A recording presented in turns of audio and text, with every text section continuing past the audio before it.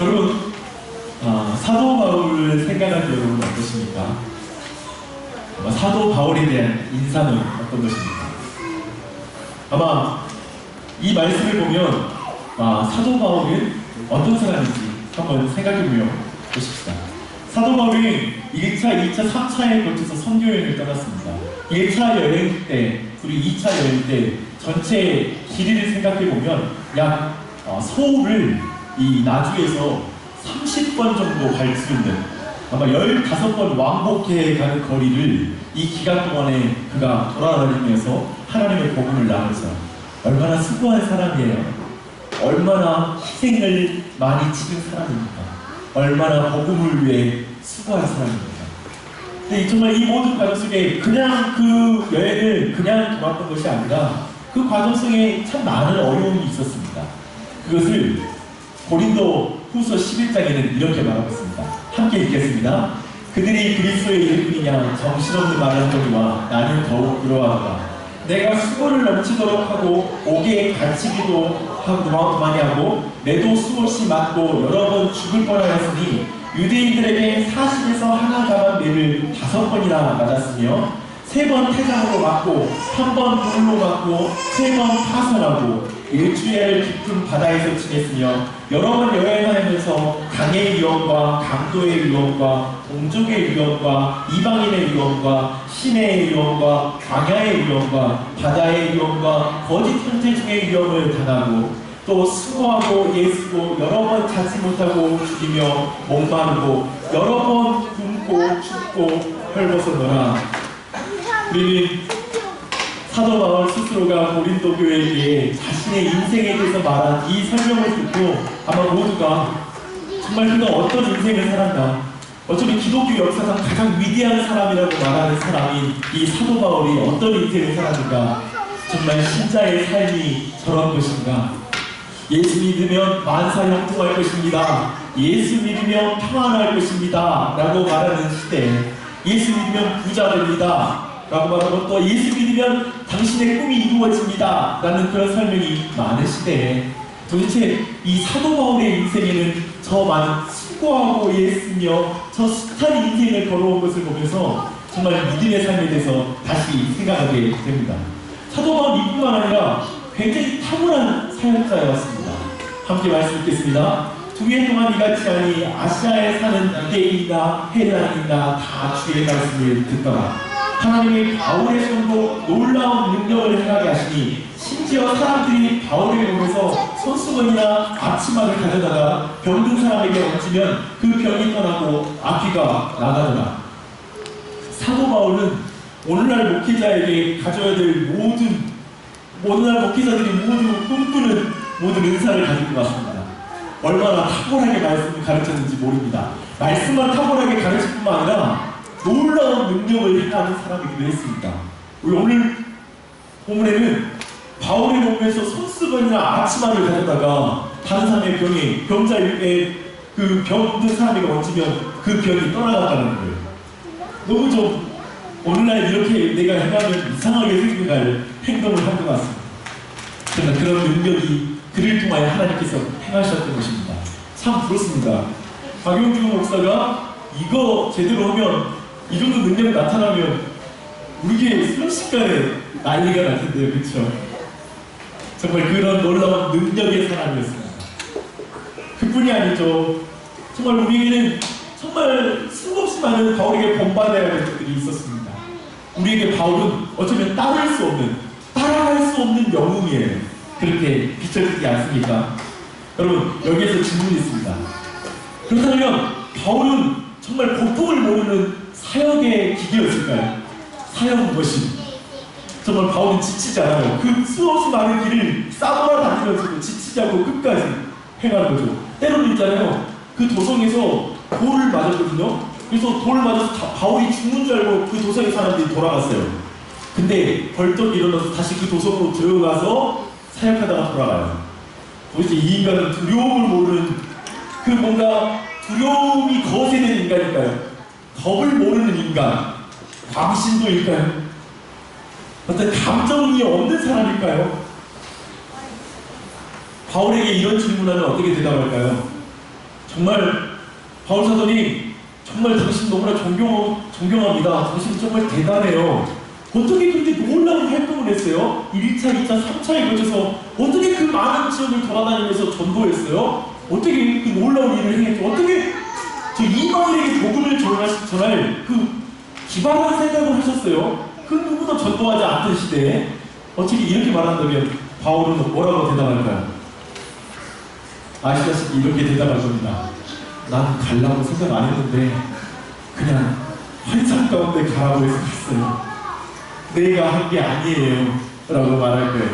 바울 사도에게 어떻게 그렇게 놀라운 사역의 결과를 만들 수 있죠? 정말 능력이 대단하세요 라고 말하면 동일하게 대답할 것입니다. 어떻게 그렇게 능력이 많으세요? 어떻게 그 고난을 다 이길 수 있었어요? 정말 의지가 대단하세요. 나는 의지 바닥인데 바울 사도님은 정말 철인이세요 라고 말한다면 바울은 뭐라고 대답할까요? 오늘 설교 말씀을 통하여 바울은 어떻게 대답했을지 한번 생각해 보십시다. 오늘 본문 고린도에서 바울이 이제 개척교회를 시작하는데요. 이 개척사역이 녹록치 않았습니다. 만만치가 않았어요. 왜 그러냐면 그곳에 도착해서 그가 머물 곳을 못 찾아요. 그쪽에 있는 어차피 바울 자신이 굉장히 유명한 사람이거든요. 굉장히 유명해서 유대인 사회에서는 알만한 사람은 다 아는 사람인데 바울이 고린도에 도착하자 그 지역에 있는 토착으로 고린도에서 오랫동안 지냈던 그 사람 중에 유대인 중에 바울을 환영하는 사람이 없어요. 그래서 그가 머물게 된 장소가 어디냐면 브리스길라와 아굴라 이 부부집에 머무는데 이 두 사람은 떠돌이에요. 사실 그가 원래 본도에서 난 사람인데 그가 로마로 이주했죠. 로마에 이주했는데 그가 로마에서 쫓겨나서 지금 고린도에 왔어요. 즉 쫓겨난 인생, 이방인, 이주민, 나중에 신도시에 이주민으로 와 계시잖아요. 이주민의 집에 거하는 거예요. 이 속에 있는 터천민들은 그 누구도 받아들이지 않았던 거예요. 좀 안정적인 사람이 받아들인 게 아니라 쫓겨나서 이제 자신들도 그 지역에 정착해야 되는, 그래서 천막을 지어 살고 있는 그 사람의 집에 바울이 머물러요. 그리고 또한 그가 생계와 사역의 가운데 생계를 유지할 수 없었기 때문에 그가 천막 짓는 일을 브리스길라와 아굴라와 함께 하고 있어요. 여러분, 오늘날은 요즘에서 텐트 메이커라는 말이 있잖아요. 그 사역자들 중에 자신의 생계의 사역을 하면서 하나님의 일, 즉 교회의 사역을 하는 사람을 텐트 메이커라고 하는데, 사람들이 이렇게 하는 사람 보고 오늘날에도 정말 목사님 대단하십니다. 어떻게 텐트 메이커 이렇게 생계까지 하면서 사역을 하냐고 정말 대단합니다 라고 물어보는데요. 저도 한 과거, 지금도 종종 하고 하는데, 저는 족발 메이커였잖아요. 한 과거 한 2년 전부터 제가 족발을 만들면서 생계를 유지하다가 교육의 쪽을 시작했어요. 근데 한 2년 동안 일주일 동안 족발 만들고 주말에는 이제 그 다문화 사역을 하고 이런 사역을 했습니다. 근데 사람들이 물어봐요. 이렇게 말해요. 멋있다. 대단하세요. 이렇게 말하는데 제가 말하죠. 돈이 없어서 해요. 생계를 유지할 수 없으니 당연히 내 자식들을 먹여 살리기 위해서 내가 당연히 생계를 해야 될 뿐이지 후원자 많으면 안 합니다. 이런 말을 하죠. 그러니까 도와줄 사람이 충분하면 내가 오직 복음을 전하는 그 사역에 힘쓰겠죠.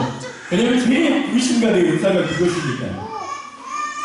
이 말이 바울이 텐트메이커 이 일을 하는 게 비단 어쩌면 사역이 많이 있고 충분했으면, 그리고 여러 가지 그 가운데 섬기는 자들이 있었으면 하지 않았을 일이죠. 저는 바울이 계속해서 텐트메이킹을 했다고 생각하지 않습니다. 이 뒤에 에베소에서 충실하게 복음을 전할 때 누군가 그의 삶을 채워줬을 것입니다. 그게 당연하다고 바울은 다른 교회에게 가르치거든요. 너희들 위하여, 영혼을 위하여, 수고하는 자들 위하여 너희들이 육적인 걸 채우는 게 마땅하다고 말하거든요. 바울도 그렇게 사역했을 것입니다. 그게 더 훨씬 자연스러운 해석일 거예요. 듀얼자, 멋있지만 생계를 유지하는 그 문제도 있다는 걸 솔직하게 성경을 볼 때 봐야 되는 것입니다. 또 한 가지는 뭐냐면 바울은 그럼에도 불구하고 충실하게 생각합니다. 그래서 말하기를, 다른 번역에는요, 바울이 유대인의 회당에 들어가서 포용하고 설득하고 말씀에 사로잡혀서 예수 그리스도가 그리스도인 걸 증언했다라고 말합니다. 그가 얼마나 예수님을 바르게 전하는지 그 열망이 있는지 토론하고 설득하고 증언했다 라고 이렇게 다양한 복음 사역을 설명하고 있습니다. 충실하게 사역했습니다. 근데 그 결과가 별로 좋지 않습니다. 성경 말씀 보면 그가 충실하게 말씀을 전했는데 밝히 전했는데 곧바로 유대인들이 그 바울을 향하여 적대적으로 반응하고 유대인들이 그 복음을 거절합니다. 최고의 사역자 바울이 설교회로 다 돌아와요. 안 됩니다. 도리어 저항했다라고 성경은 말하고 있습니다. 그래서 사역의 방향을 틉니다. 이제 이방인에게 복음을 전하는 걸로 간 것이죠. 여러분, 사역의 방향을 틀고 있잖아요. 사역지를 바꾸거나 사역하는 대상을 바꾸는 건 객관적으로 봐서 그렇게 성공적이지 못할 거예요. 박용주 목사가 6개월 뒤에 나중에 신들을 떠나서 다른 곳에서 사역하더라 뭐 이러면 실패했나 보다 싶겠죠. 사역을 제대로 못해서 무슨 문제가 있었나 싶을 거예요. 사역의 대상을 바꾼 것 자체가 그 자체로 인간적으로 볼 때 그렇게 성공적이지 못했던 거예요. 그 사람들이 초라한 결과, 열심히 했지만 초라한 결과를 그가 손에 잡았다는 걸 볼 수가 있습니다. 그래서 플랜 B로 넘어갑니다. 이방인에게 가는 것이죠. 근데 그 후로 이어진 말씀이 뜬금없습니다. 이방인에게 가서 이제는 복음의 놀라운 열매를 맺거든요. 이제 다른 집으로 이동하고 그리고 유스도라는 사람의 집으로 가죠. 브리스길라와 아굴라와 싸워서 옮긴 게 아니라 브리스길라와 아굴라는 유대인이잖아요. 근데 사역 대상이 바뀌면서 유스도라는 이방인에게로 가는 거예요. 그리고 그 집에 머물면서 그가 돌아오고 그리고 이제 다른 사람들이 돌아오는 사건들이 이어지기 시작하는 거죠. 그런데 사람들이 많이 돌아왔거든요. 그래서 고린도에 많은 사람이 회심했다고 말했는데 9절 10절에 뜬금없는 말씀이 이어져요. 함께 말씀 읽어보시게요. 시작. 밤에 주께서 환상 가운데 바울에게 말씀하시되 두려워하지 말며 침묵하지 말고 말하라. 내가 너와 함께 있음에 어떤 사람도 너를 대적하여 해롭게 할 자가 없을 것이니 이는 이 성중에 내 백성이 많으리라 하시라. 환상 가운데 나타났다는 건 뭐냐면 매우 지금 바울이 깊은 두려움 가운데 있었기 때문에 지금 사도행전을 계속 환상을 사용하실 때는 뭐냐면 매우 그 문제가 심각하기 때문에 하나님께서 직접적으로 간섭하셨다는 의미가 있습니다. 지금 바울이 뭔가 두려워하는 거예요. 그래서 심지어는 더 이상 이 복음을 전하고 싶지 않을 정도로 침묵하고 싶을 정도로 그 마음이 매우 지금 흔들리고 있고 그 마음이 마를 정도로 어려운 상황에 있었다는 걸 보여주고 있는 거예요. 도대체 그게 뭘까요? 뭐가 그로 하여금 말씀 전하는 일을 그만두고 싶을 정도로 사도로서의 자신의 사명을 멈추고 싶을 정도로 자신의 위치를 버리고 싶을 정도로 그 마음을 두렵게 하고 힘들게 했을까요? 그건 10절에 나옵니다. 그가 해를 당할까 두려워했다는 거예요. 해를 당할까. 이런 거 있잖아요. 바울 사도에 있어서는 계속해서 이런 패턴이 반복되는데요. 어떤 패턴이냐면 데살로니가 17장 4절로 5절 가보죠. 아니면 사도행전 17장 가까이 있으니까요. 4절 5절 한번 보시게요. 바울이 데살로니가에 가서 사역의 놀라운 열매를 맺었습니다. 그리고 나서 4절 5절이 있었습니다. 4절 5절 말씀 함께 있습니다. 시작. 그 중에 어떤 사람 곧 경건한 헬라인의 큰 무리와 적지 않은 귀부인도 권한을 받고 바울과 신라를 딴다. 그러나 유대인들은 시기하여 저자의 어떤 불량한 사람들을 데리고 떼를 지어 성을 소동하게 하여 야손의 집에 침입하여 그들을 백성에게 끌어내려고 찾았으나 발견하지 못하며 뭐냐면 소동이 일어나서 그들이 쫓겨나게 되었다라고 말하고 있습니다. 17장 12절 13절 말씀 보십시다. 이번에는요 다른 베레아라는 지역에 가서 똑같이 놀라운 사역의 열매를 맺었습니다. 12절 13절 시작. 그 중에 믿는 사람이 많고 또 헬라의 귀부인과 남자가 적지 아니하나 데살로니가에 있는 유대인들은 거기 하나님의 말씀을 베레아에서 전하는 줄 알고 거기도 가서 무리를 움직여 소동하게 하거늘 끊임없이 유대인들이 바울의 사역을 방해한 거예요. 그리고 그를 죽이려고 일어나서 그를 핍박하고 수없이 많이 그를 죽이기를 시도했었죠. 근데 저는 우리 딸하고 한 번씩 가위바위보 해서 짖는 사람은 이렇게 때리기 있잖아요. 머리 때리기를 하는데 저도 질 때가 있죠. 근데 시온이가 때리는데 눈을 질끈가 봐요. 이게 때리니까 별로 안 아픈데도 시온이가 때리면 눈을 감게 돼 있어요. 사람은 우리 모두가 반복적으로 어떠한 일을 당할 때 바울에게 있어서는 반복적으로 유대인들이 이방인에게 사역이 잘 될 때 유대인들이 일어나서 그걸 방해해서 바울을 돌로 치고 때리고 그리고 그들이 분노해서 그의 일을 방해해서 그가 떠났던 경험들. 그런데 계속 반복적으로 일어났어요. 그래서 그가 지금 고린도 안에 많은 사람이 주님께 돌아왔는데도 불구하고 그 마음 가운데 끊임없이 사역 가운데 불안함이 있는 거예요. 끊임없이 어떤 두려움이 그 삶에 자리 잡고 있는 거예요. 여러분, 한 10번 맞으면 적응할 수 없을까요? 사도 바울이잖아요. 이제 사도 바울 정도 되면은 이제 사람들한테 그 돌 맞는 거 정도는 참을 수 있어야 되는 거 아닙니까? 때리려고 그러면 한번 때려봐. 그 권투 선수들이 주먹으로 때릴 때 마지막에 눈을 뜨는 그 훈련을 한다고 하잖아요. 바울도 이쯤 됐으면 훈련이 됐어야 되지 않을까요? 아니요. 지금 바울은 하나님의 사람으로서 이 땅에서 고난당하는 거 싫어하는 거예요. 좋아할 사람 하나도 없다는 거예요. 핍박받는 거 하나도 즐거워하지 않고 지금 바울의 마음 가운데 두려움이 가득했다라고 말하고 있는 것입니다. 좋은 결과가 있어도 결국 그려지는 그림이 그 머리에서 스치는 거예요. 지금 고린도 사람들이 많이 돌아왔지만 이제 곧 유대인들이 일어나서 내가 이 땅을 떠나게 되겠지라는 그림이 먼저 그려지는 거예요. 결국 내가 사역을 아무리 잘해도 나는 소수에 지나지 않아. 나를 통하여 예수를 아는 자들은 그 사회 안에서 그 소수에 지나지 않고 늘 유대인들에게 쫓기는 삶을 살 뿐이야. 결국 아무런 열매를 맺지 못하고 나는 또 이렇게 정들었던 사람들을 떠나서 내가 이 사람들을 걱정하는 늘 그 사람들을 생각하면서 마음의 염려 가운데 살아야 되는 인생이야라는 그 마음이 더 스쳤을 것입니다. 어찌 인생이 그런 것이 스치지 않겠습니까? 저도 그런 경험들이 있는데요. 이 시간 우리 함께 말씀 함께 보고 싶은 게 있습니다. 왕상 19장 13절로 15절로 한번 보십시오. 왕상 19장 13절입니다. 열왕기상 19장 13절로 15절.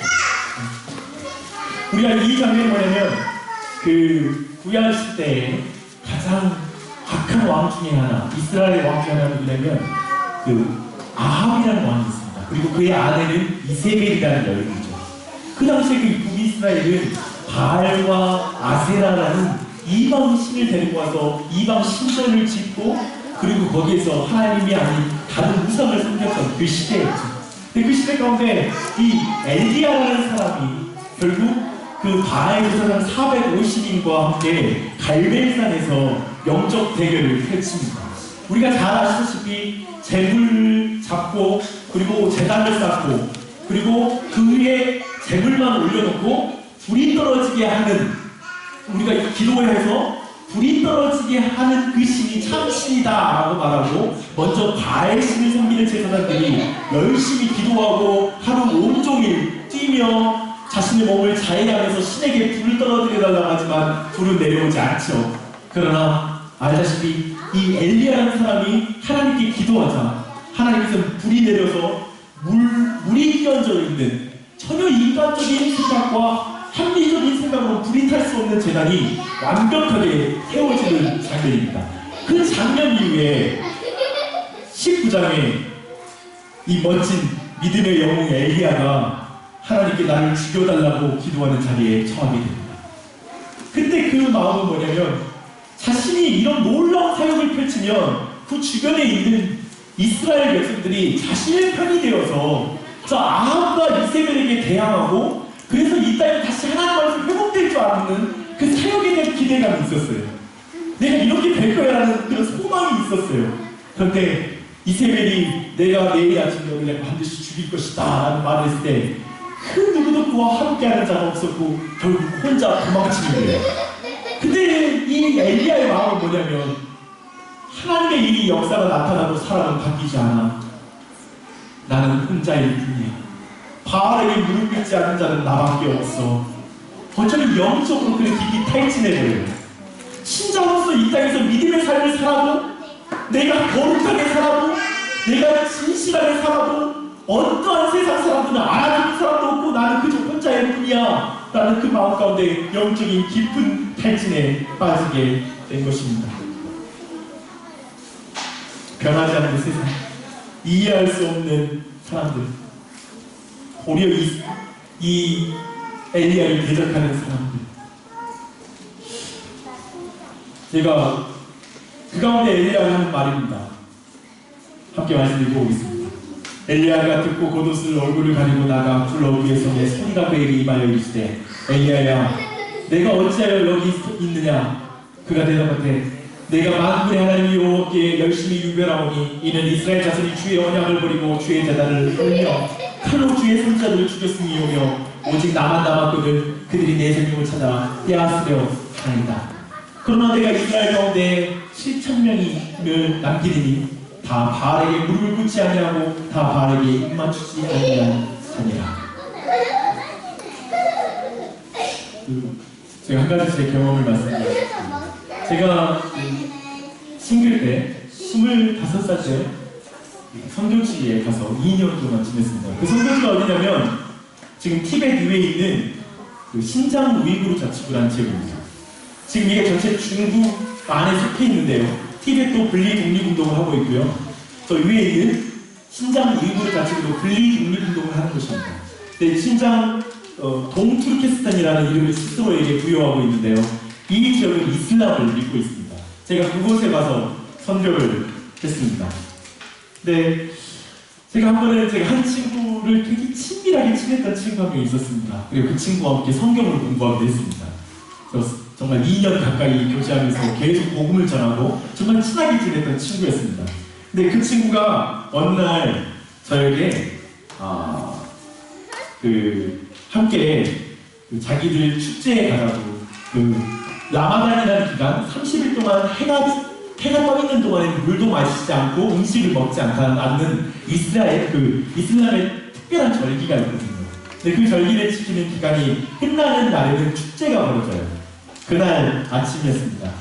제가 그날 아침에 제가 경험했던 것을 한번 읽어드리겠습니다. 오늘 설교와 관련이 있기 때문에 나누는 것입니다.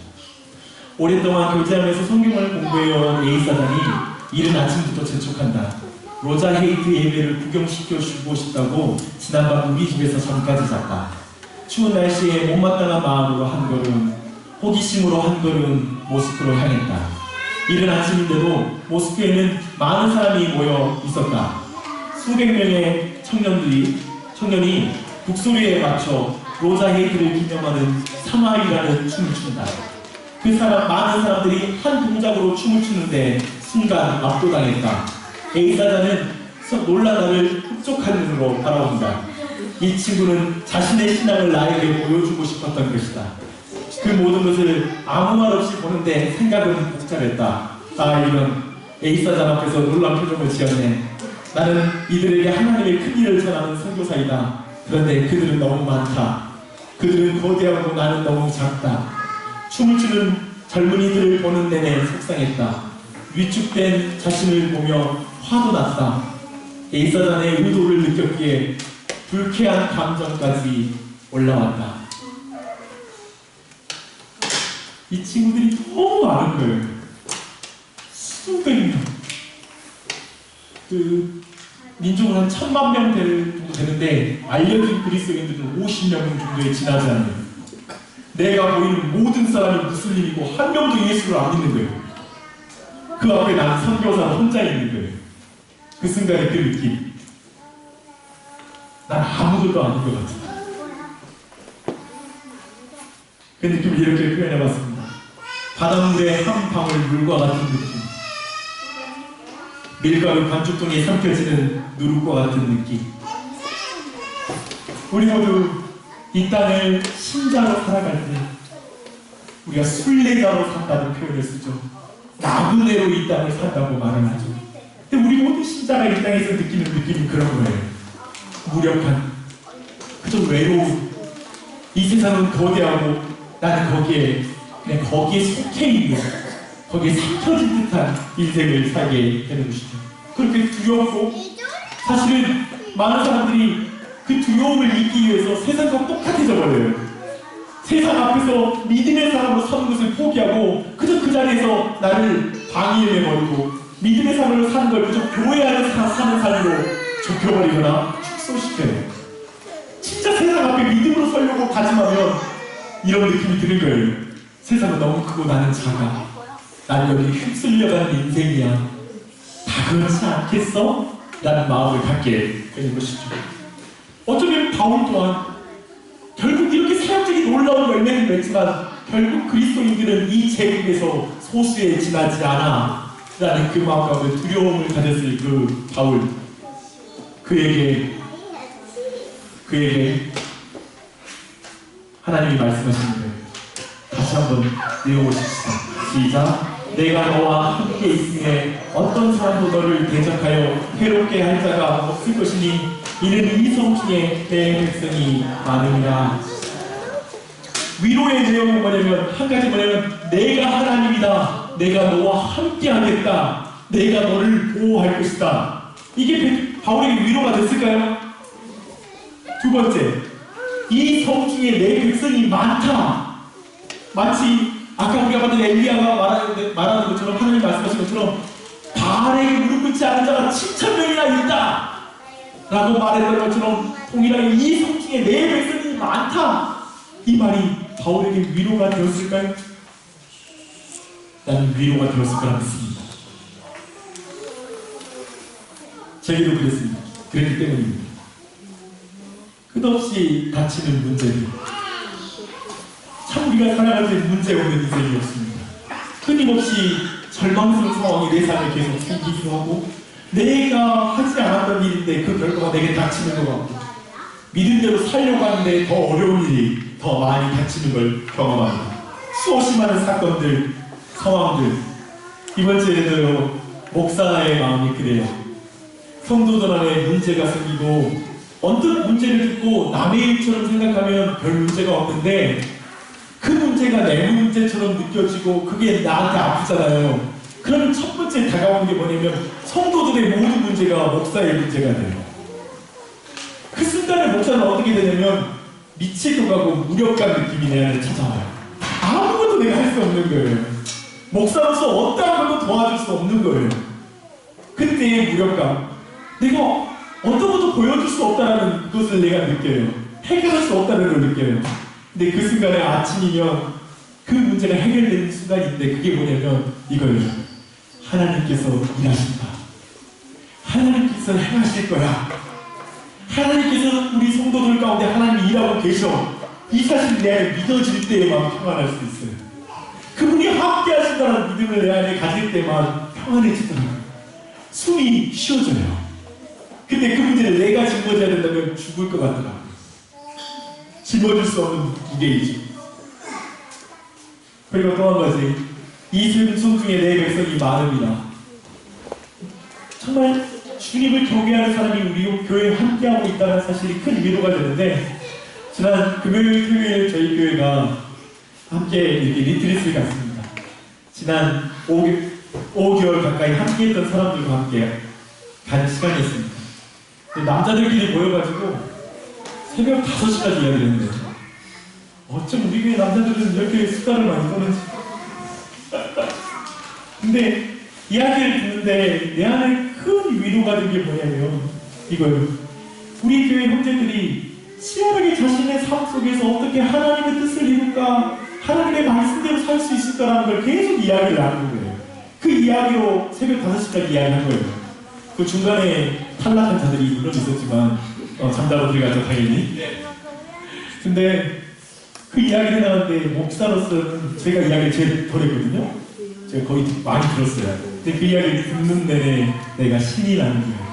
외롭지 않은 거예요. 그거 뭐냐면 우리 교회 형제들이 하나님 앞에 자신의 삶에 의해서 치열하게 산다는 사실을 생각할 때 목사로서, 목회자로서 치열하게 내 믿음의 삶을 사는 게 외롭지 않은 거예요. 우리 형제들은 그 삶을 살고 있거든요. 도리어 목사로 하여금 나도 더 바르게 목회해야 되겠다. 내가 더 열심히 해야지, 성실하게 해야지 라는 마음을 내한테 주는 거예요. 그런 은혜를 경험했습니다. 그래서 지난 금요일 밤 그 시간은 하나님이 나를 만지는 시간이었습니다. 마치 바울에게 환상 가운데 말씀하시는 시간이었던 것처럼 내게도 형제들을 통하여 나를 만지는 시간이었습니다. 여러분, 이 음성을 우리 모두 들어야 하지 않을까요? 사랑하는 여러분, 이 음성을 하나님 앞에 들으십시오. 믿음으로 살려가는 여러분들에게 내가 너와 함께한다. 너와 함께 이 믿음의 길을 걸어갈 사람들이 있다. 여러분, 저에게 이런 질문을 하면 당혹스럽습니다. 어떻게 집에서 교회를 시작할 생각을 했어요? 대단하세요. 어떻게 체육관을 빌려가지고 막 하세요? 대단하세요. 그러면 굉장히 당혹스럽습니다. 아시다시피 돈이 없어서 집에서 시작했고, 우리는 다른 수가 없어서 여기 왔지, 우리가 이런 실력이 있어서 이 자리에 안 왔기 때문입니다. 그처럼 당혹스러운 질문이었습니다. 많은 사람들이 두렵지. 그렇기 때문에 제 개인적으로 내 자신에게서 그런 모습을 찾고 어떤 능력 있는 종을 찾는다면 할 말이 없습니다. 솔직히 말해서 너무 두렵습니다. 목회라는 것도 너무 두렵고 이 길을 처음 가보기 때문에 두렵습니다. 하지만 우리 모두가 아실 겁니다. 부모로서 어떤 한 인간으로서 우리 모두가 처음 가본 길을 걷고 있습니다. 다들 두렵죠. 이 그림 한번 보십시오. 싱크로나이즈 스위밍이라는 거죠. 그 물 위에서는 얼마나 화려하고 웃고, 이분들은 무조건 웃어요. 안 웃는 걸 본 적이 없어요. 물에 올라오면 웃어요. 푸 하고 나서부터 웃어야 돼요. 이빨을 드러내요. 그런데 우리는 알고 있어요. 그 물 안에서는 그들이 발을 얼마나 많이 휘젓고 있는지, 한번 뛰기 위해서 어떻게 그들이 움직이는지를 다 알고 있습니다. 우아한 척, 우리 모두 여유 있는 척 하시죠. 모두 그런 것이기에 굳이 말하지 않으면서 그냥 평안한 척 사람들에게 비춰집니다. 거기에 더하여 우리 모두가 신자로 사는 것도 마찬가지죠. 괜찮은 것처럼. 어떠세요? 신자로서 빛과 소금으로 사는 것이 만만합니까? 우리 모두 처음 예수 믿어 제대로 은혜를 알고 나서 믿은 대로 살려고 했을 때 나오는 첫 마디가 뭐냐면, 이렇게 힘든 줄 알았으면 예수 안 믿을걸.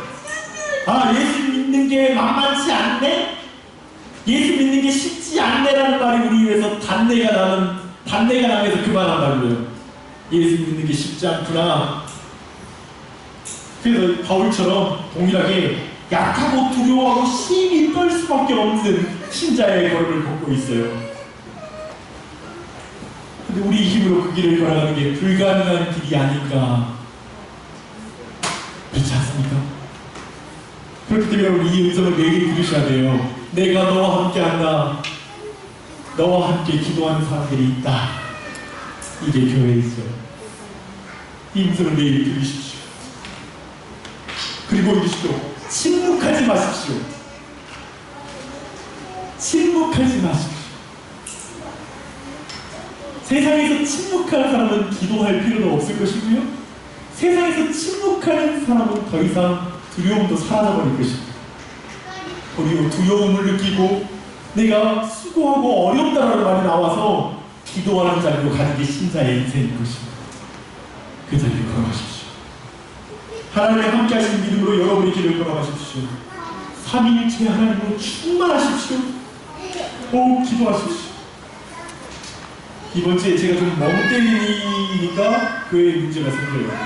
그래서 기도하게 되더라고요. 감사했습니다. 또 한 가지 기억하십시오. 교회와 함께 여러분의 길을 걸으십시오. 새벽 5시까지 계속되는 이야기 속에서 내 자신이 교회에 속해 있다는 경험을 했습니다. 그 시간에 나머진 이야기가 우리가 함께 기도하고 있다는 걸 경험했거든요. 이게 교회구나. 내가 넘어져도 함께 기도하는 사람이 있다는 게 든든하게 다가왔습니다. 저는 모태신앙이 아니라서 부모가 나를 위해서 기도해 줄 때의 든든함이 뭔지 모릅니다. 근데 목회를 해보니까 한 가지 아는 게 있더라고요. 우리 교회 성도들이 잠을 자도 난 기도해야겠다. 그래야 내 성도가 그 응답의 열매를 먹고 그 또한 기도하는 자리에 나올 것이다. 그걸 알게 된 거예요. 그 공동체성을. 그래서 어떤 측면에서는 이렇게 말할 수도 있겠구나. 성도님 긴장하지 말고 좀 주무십시오. 목사가 기도합니다. 어쩌면 목사님 걱정하지 마십시오. 우리가 기도합니다. 라는 말도 맞겠구나. 라는 사실을 깨달아봤습니다.